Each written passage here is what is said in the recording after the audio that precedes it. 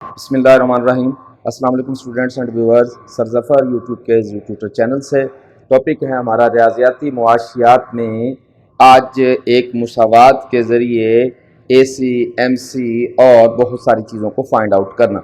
तो कभी कभी रियाज़ियाती मुआशियात में वो सवाल कर देता है, एक इक्वेशन दे देता है, सारफ की एक मुसावात उसने दी हुई है और ये मुसावात देकर हमें वो कहता है कि इस सी की मदद से, इक्वेशन की मदद से एवरेज कॉस्ट मालूम करें, फिर मार्जिनल कॉस्ट मालूम करें, फिर वो कहता है कि मार्जिनल कॉस्ट का आगे स्लोप मालूम करें, एवरेज कॉस्ट का भी आगे स्लोप मालूम करें, और फिर वो कहता है कि वो कौन सा पॉइंट है, वो कौन सी वैल्यू है जिस पर हमारा एमसी और एसी दोनों वहाँ बराबर हो जाएंगे। तो स्टूडेंट आसान से काम है, सिर्फ ये है समझने की चीज़ है। हमें सबसे पहले क्या करना है कि हमारे पास ये जो इक्वेशन उसने दी हुई है, अगर आप इस इक्वेशन का डेरिवेटिव ले लेते हैं तो इसी डेरिवेटिव को हम मार्जिनल कॉस्ट का नाम देते हैं। किसी भी चीज़ का अगर डेरिवेटिव ले लें तो वो उसका मार्जिनल कॉस्ट हो जाए, मार्जिन हो जाया करता है उसका वैल्यू। तो हम यहाँ मार्जिनल कॉस्ट मालूम करना चाहते हैं, इसका मतलब है कि हम यहाँ एमसी मालूम करना चाहते हैं। तो हम क्या करेंगे student, D C upon D Q, गोया कि इसका आप डेरिवेटिव ले लेंगे और इसका डेरिवेटिव ही दरअसल मार्जिनल कॉस्ट होगा। तो डेरिवेटिव की मेरी वीडियोस मौजूद हैं, काइंडली उनको ज़रूर चेक कर लीजिएगा। हम इसका डेरिवेटिव लेते हैं, 3 को 1 से मल्टीप्लाई करेंगे, यहाँ जो हमारे पास 1 है तो ये हो जाएगा 3Q और एक उसमें से कम कर देते हैं, आप जानते हैं।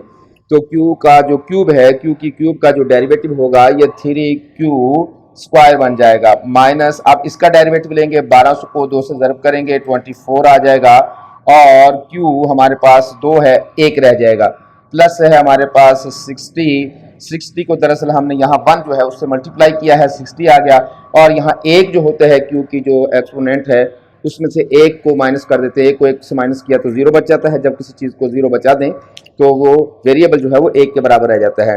तो स्टूडेंट ये जो हमारे पास वैल्यू बच गई है ये दरअसल MC बच गया है, MC आ गया है हमारा। अब यहाँ वो कहता है कि MC का स्लोप भी मालूम करें।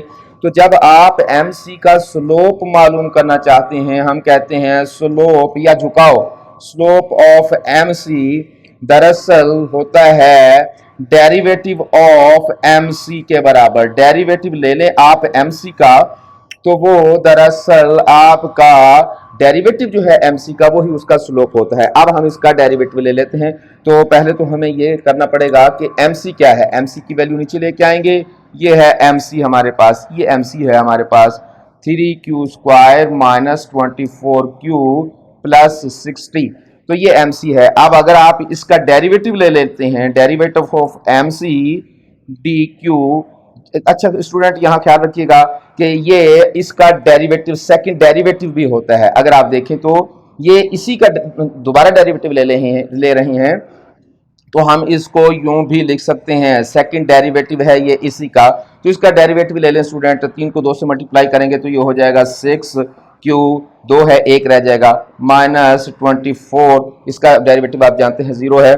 तो ये जो हमारे पास वैल्यू बच गई है, ये जो वैल्यू है हमारे पास, ये दरअसल स्लोप है MC का। जिस तरह ये हमारे पास डेरिवेटिव आया था जो कि MC था, MC ये आ गया, आगे फिर इसका डेरिवेटिव जो कि इसका ही दूसरा डेरिवेटिव ले लिया तो ये हमारे पास स्लोप आ गया। एग्जैक्टली ऐसे ही हम AC भी मालूम कर सकते हैं और फिर उसका आगे डेरिवेटिव ले लेते हैं। स्टूडेंट जब आप किसी चीज़ का AC मालूम करना चाहते हैं तो फार्मूला आप जानते हैं, बड़ा ही सीधा साधा है फार्मूला हमारा। AC मालूम करने का फार्मूला क्या है student, AC C upon Q होता है। AC क्या है, C अपॉन Q। तो हमारे पास C मौजूद है, इस पूरी रकम को अगर आप Q पर तकसीम कर दें तो ये AC हो जाएगा। हमारे पास C है इज इक्वल टू, ये हम सारी वैल्यू दोबारा लिखेंगे, 12Q स्क्वायर प्लस 60Q। अगर आप AC लेना चाहते हैं तो फिर क्या होगा स्टूडेंट, आप इस सारी रकम को जो भी है हमारे पास इसको Q पर तकसीम कर देंगे। जब आप इसको Q पर तकसीम कर देंगे तो इसका मतलब है इसको भी Q पर तकसीम करना है, इसको भी Q पर तकसीम करना है, इसको भी Q पर तकसीम करना है। जब सबको Q पर तकसीम करेंगे तो रकम क्या बच जाएगी, Q की 3 है, इसको Q पर तकसीम करेंगे तो ये Q का स्क्वायर बन जाएगा। 12Q स्क्वायर है तो ये बन जाएगा हमारे पास 12Q। ये 60 क्यू है, जब क्यू से तकसीम करेंगे तो 60 रह जाएगा हमारे पास। तो ये स्टूडेंट हमारे पास एवरेज कॉस्ट आ गई। तो एवरेज कॉस्ट उसने पूछा है हमसे, ये भी फाइंड आउट कर ली हमने। मार्जिनल कॉस्ट उसने पूछा है, ये भी फाइंड आउट कर ली हमने। आगे मार्जिनल कॉस्ट का स्लोप वो भी हमने मालूम कर लिया। अब हम इसका भी स्लोप मालूम कर सकते हैं।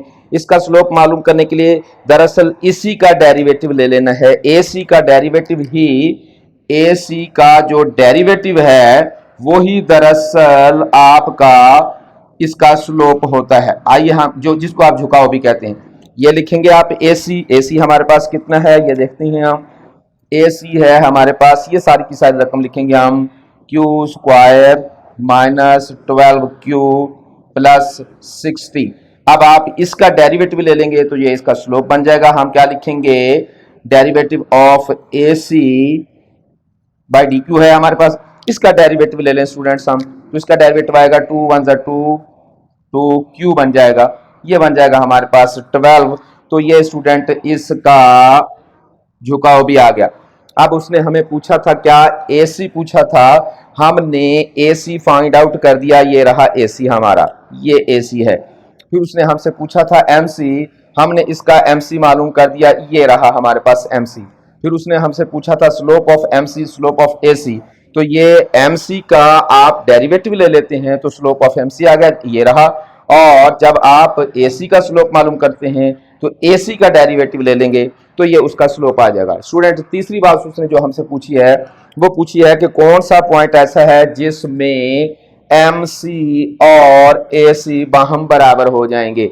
MC और AC बाहम बराबर होने का मतलब ये है कि आप दोनों रकमों को पैरेलल रख लेंगे, दोनों रकमों को बराबर रख लेंगे। MC इधर रख देंगे, AC इधर रख देंगे। MC ये है तो हम लिखेंगे 3Q square minus 24Q plus 60। ये MC की वैल्यू उठाकर हम स्टूडेंट्स इधर ले आए हैं और अब हम AC की वैल्यू जो है वो इधर रख देंगे। दोनों की वैल्यूज रखनी है आपने। अब AC की वैल्यू कितनी है अभी हमने फाइंड आउट की है, ये C था, इसको Q से तकसीम करके हमने फाइंड आउट किया AC, तो ये रख देंगे हम AC हमारे पास, ये है हमारे पास Q square minus 12Q plus 60। तो अब आप इन सारी रकमों को एक तरफ लेके इसको 0 के बराबर रख देंगे। हम लिखेंगे यहाँ 3Q स्क्वायर यही वाली रकम माइनस 20Q ये वाली रकम प्लस 60 ये वाली रकम। अब ये मुसावी के इस तरफ आएगी तो ये हो जाएगा स्टूडेंट माइनस Q, इधर तो प्लस है इधर माइनस हो जाएगा।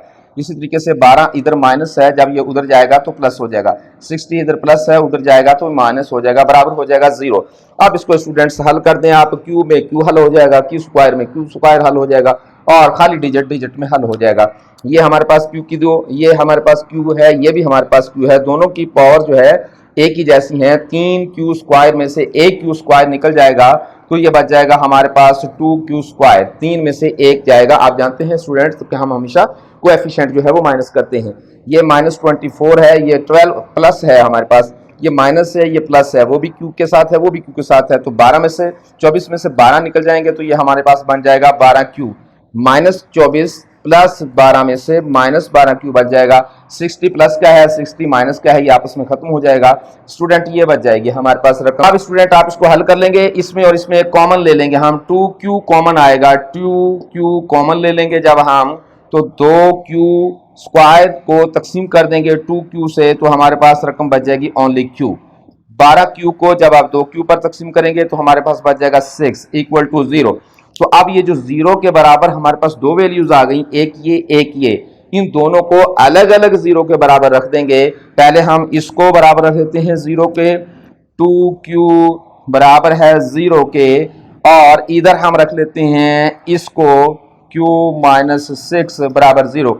इसको अलग, ये देखें ए एक ब्रैकेट में रकम है, एक ब्रैकेट में ये रकम, इसको भी 0 के बराबर, इसको भी 0 के बराबर, क्योंकि ये दो रकमें आपस में मल्टीप्लाई कर रही हैं तो जवाब 0 आ रहा है। इसका मतलब है कि किसी चीज को 0 से मल्टीप्लाई करते हैं तो फिर जवाब 0 आता है। या तो ये 0 के बराबर रखेंगे या ये, तो हम दोनों को बराबर रख के देखेंगे 0 के, तो हमारे पास जो आंसर आएगा वो क्या आएगा, ये हो जाएगा हमारे पास 2Q equal to 0, Q equal to 0 upon 2, Q equal to 0। एक वैल्यू ये आ गई हमारे पास, यहाँ हमारे पास बच जाएगी ये 6 जाके उधर माइनस आ जाएगा। तो यहाँ हमारे पास Q की 2 वैल्यूज बच गई। इसका मतलब है कि हमारा MC और हमारा AC दोनों आपस में बराबर हो जाएंगे, या तो 0 पर या फिर 6 पर। आमतौर पर क्वांटिटी 0 होती नहीं है, वैसे वो पॉसिबल तो होती है। तो इसका मतलब ये हुआ कि हमारा answer MC is equal to AC, या तो क्वांटिटी जो पैदा कर रही हैं हम चीज़ों की 0 होगी, तो ये दोनों वैल्यूज बराबर हो जाएंगी, या हमारी पैदावार की वैल्यू जो है, पैदावार का जो वॉल्यूम है वो 6 होगा, दोनों वैल्यूज हम बराबर हो जाएंगे। तो स्टूडेंट ये हमारी आज वीडियो थी। गो मैथ मुश्किल लगता है स्टूडेंट्स को, स्पेशली मैंने ये देखा है कि जो स्टूडेंट्स मास्टर कर रहे होते हैं उनके लिए मैथ इसलिए मुश्किल होता है कि आप इकोनॉमिक्स फर्स्ट ईयर में पढ़ते हैं, उसमें भी कोई ज़्यादा मैथ का चक्कर नहीं होता और जल्दी जल्दी पास कर लेते हैं हम। इसी तरीके से जब आप ग्रेजुएशन में जाते हैं तो वहाँ मैथ का एक बड़ा पोर्शन मौजूद है, लेकिन स्टूडेंट उस पर भी इतनी को खास तवज्जो नहीं देते। लेकिन जब मास्टर इकोनॉमिक्स में आते हैं तो वहाँ मैथ थोड़ा सा मुश्किल लगता है, बेस थोड़ी सी हमारी वीक होती है। अगर उसको स्ट्रॉन्ग कर लिया जाए तो मैथ इतनी मुश्किल चीज़ नहीं होती। बहरहाल मैं जब स्टूडेंट्स को समझा रहा होता हूँ तो मैं बेसिक बातें बिल्कुल बेस के 0 से लेकर चलता हूँ, ताकि स्टूडेंट्स को सही तरीके से इदराक हो जाए इन चीज़ों का। तो उम्मीद करते हैं कि हमारी वीडियो से आपको इस्तेफादा हो रहा होगा। तो जाने से पहले आपको याद कराना है कि हमारा चैनल आपने सब्सक्राइब करना है, शेयर, लाइक और बेल आइकॉन ज़रूर प्रेस करना है। अपने दोस्तों को बताया करें, कमेंट्स ज़रूर भेजा करें। और आप अपने इस चैनल पर जाने के अलावा हमारे ब्लॉग स्पॉट पर भी जा सकते हैं। हमारी एक छोटी सी ब्लॉगर की वेबसाइट है, उसका भी यही नाम है हमारा, हम लिखेंगे ztutor.blogspot.com। तो मैं नीचे कमेंट्स में उसका लिंक दे देता हूं, ताकि आप वहां जाके भी अपने मामलात को शेयर कर लें और छोटे छोटे नोट्स की सूरतों में भी आपको वहां हेल्प मिला करेगी। तो हाजिर होंगे इंशाअल्लाह ताला अगली वीडियो के साथ। अपना बहुत सारा ख्याल रखिएगा। अल्लाह आपका हामी और नासिर। वस्सलाम।